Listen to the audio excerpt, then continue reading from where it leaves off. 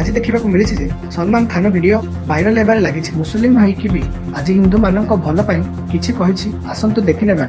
लाओ eco friendly Ganesh और अपने सोसाइटी, अपने बिल्डिंग, अपने घर में ही उसका विसर्जन करो।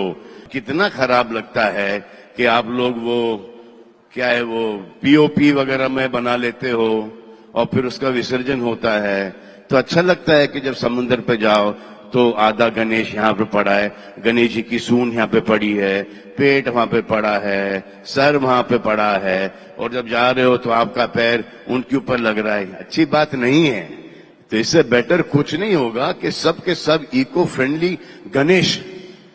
आपण माने वीडियो देखि कोन भल जानि जाइथिबे एमिति विसर्जन एवं कोउटी करिवे। गां न्यूज को एही रखुछु। धन्यवाद।